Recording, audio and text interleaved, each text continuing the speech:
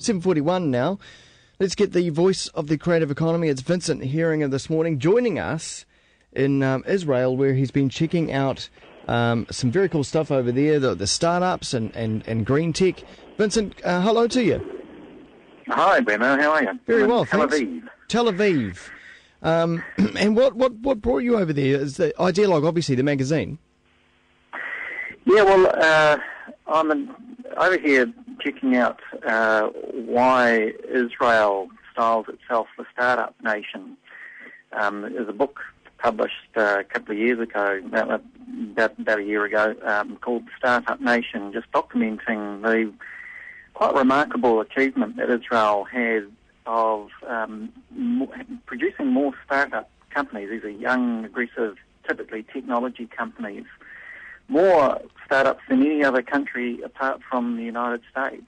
So, that's actually more than Korea, Japan. I don't think China was necessarily captured in that survey, but a ridiculous number of young, aggressive startup companies and also more venture capital investment and more listings on the technology index, the NASDAQ, than any other country apart from the States. So in your short time there, have you found any clues as to why that is? Well, yeah, I have. I mean, there's a bit of a mythology about Israel, about this famous word that you probably know, chutzpah, which kind of describes their get up and go. It's not unlike New Zealand in the sense of a kind of number 8 wine mentality. We can fix it. And they've got a lot of that. They also have obviously pretty desperate circumstances, surrounded by enemies and a very, very small piece of land that has no water. So they've toughed it out, and that chutzpah attitude has translated sort of from the battlefield into the business field. Is that quite evident, the lack of resources that are available, natural resources? Yeah, it is, particularly in water. Although here in Tel Aviv, you wouldn't know it. Actually, it's a very green city. There are lots of parks. You can drink the water directly out of the tap. It's a very first world economy, and that in itself is quite an achievement. Wemo. They have this incredible statistic of recycling 75% of their water, and that's quite amazing, because if you compare it to other countries, the only other country that recycles a substantial amount of water is Spain, and that's only something between 12 and 17% of their water. So to recycle that much water actually shows quite a technological leap in water management, and they really are becoming the world experts in such things. So chances are, if you're drinking water there, it's probably water that's been through the system a few times. Well, they're not allowed to. I did check this out. I spoke to a biologist yesterday who works for the water company, and he says they're not allowed by law to recirculate wastewater back into the drinking water. Okay. Even though he says you can actually, it's perfectly fine. But the psychology of it is so bad that they just don't do it. But what they do is they use it for irrigation, and that's how they're transforming parts of the Negev desert. It's pretty dry and arid. Absolutely transforming it into huge tracts of agriculture, growing flowers and crops. So it sounds like a very wealthy place, but has that wealth come from from exports from these industries, or is it constant investment from overseas?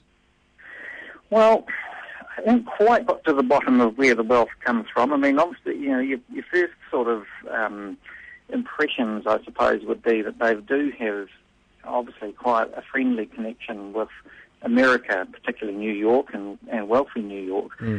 But I think actually in the case of this venture capital money, they have really grown this from scratch.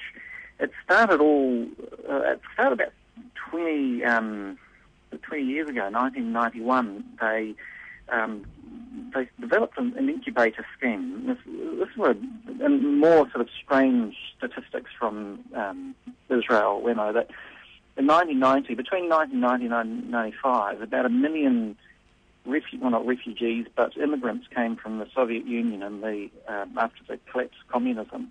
1 million immigrants shifted from that part of the world into Israel. Mostly, at least a huge proportion of them were scientists, engineers, sort of technologists.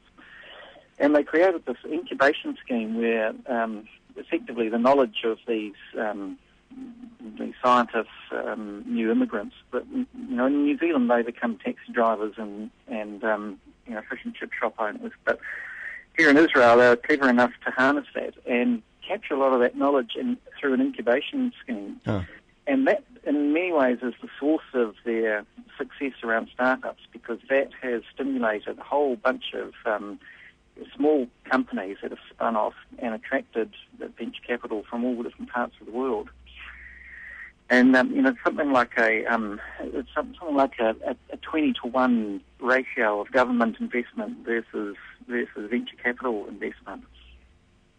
So for every dollar that the government has put in, there's the $19 that have come from outside. Yeah, that's very cool. Well, and as you mentioned earlier, the water is a big issue. So are you seeing a lot more innovation and a lot more of these startups around sanitation and water? Yeah, exactly. The biggest area of activity in that startup area for Israel is medical devices and kind of the medical field, but the second largest is in water. Yeah. And I was giving an example of a kind of company that you're seeing happen. Let's say it's a company called MSC, and instead of having sewage ponds with bacteria slowly eating away and transforming the sewage into into cleaner water, they've developed a mechanism whereby the bacteria live inside these barrels and they force the water through at high speed and do two things. The bacteria, they've bred a particular type of bacteria in these barrels, and the bacteria will clean the water and at the same time generate electricity. And so these barrels are turning sewage effectively into clean water at one end. Wow. and contributing to the national grid by producing electricity at the other. Well, that's really cool. Now this is still it's prototypes, and it's still it's at pre-commercial stage. But that's exactly the kind of innovation. And the interesting thing, is it's as much engineering as it is IT. Yeah. There's actually a huge kind of IT component to it. It's the kind of technology you could see deployed in the Pacific Islands. Oh, yeah, exactly. Yeah, exactly. It really suits.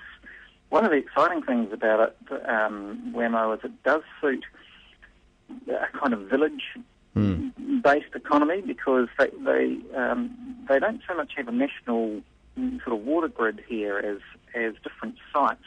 There's something like 3,000 different water sources, whether they're aquifers or little desalination plants.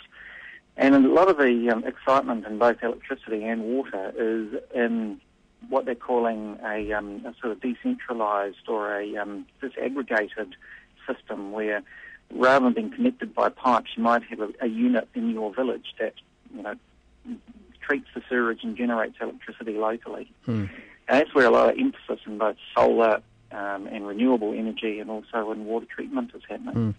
Okay, so besides all this, your experience of Tel Aviv, is it as much a culture shock as you'd expect, or is it very, very much an international city? It's a great city. I'm going to Jerusalem tomorrow, so I'll find out a bit more about the real Israel there. But Tel Aviv is it's a great city. It's cosmopolitan, it's vibrant, it's got a big nightlife. It's about the size of Auckland, just over 1 million people, great beaches, and some very, very amazing history. Just down the road is Jaffa, which is the old, what they call the port of Jerusalem, and that's got something like, about 4,000-year history, starting with an ancient Egyptian fortress and finishing with a Burger King. So it's just a terrific place to be, and very warm weather. Went for a swim in the Mediterranean the other day. Lovely.